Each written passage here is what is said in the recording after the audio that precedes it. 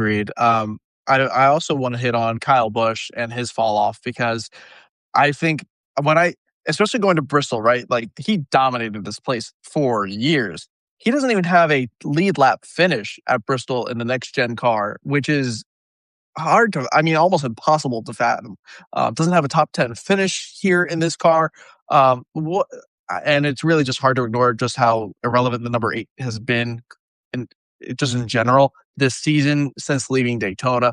What do the numbers say so far, and do you think that he can rebound anytime soon?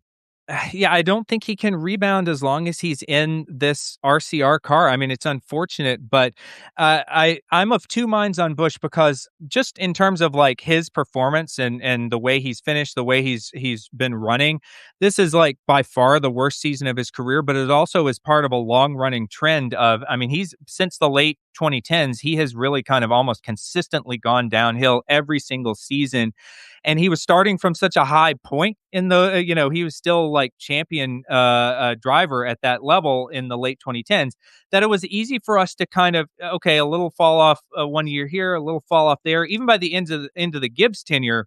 But especially in the RCR era, aside from that little, like I think it was a half season of Renaissance where we're like, Kyle Busch is back, baby, RCR is back.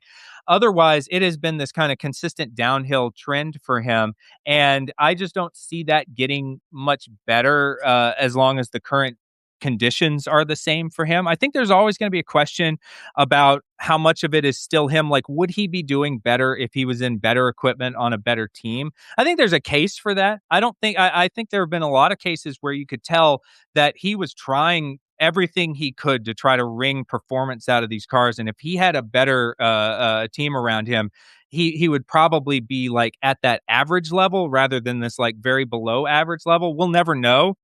But I mean, RCR as a whole has been horrible. This is probably this might be their worst season in Cup as a team, as an organization, and they've fallen off kind of in lockstep as well. So I think we're going to look back, unfortunately, as this being like Kyle Busch. His time with RCR is almost like a, like Joe Namath playing for the Rams or something. Remember Yeah, all these players, yeah. like great players in weird jerseys at the tail end of their career, kind of just trying to rediscover the magic and it not being there anymore. And that's really sad because I think NASCAR is much better when Kyle Busch is one of the best drivers because he's one of the most entertaining. Love him or hate him, he's one of the most entertaining drivers out there. And so, yeah, I don't know what the answer is, and I don't think he knows what the answer is either. And it's tough to see a guy that's always consistently, no matter what he's driven at any level, been able to overcome what's wrong with it and be able to wring performance and wins out of these cars, to just not have an answer right now.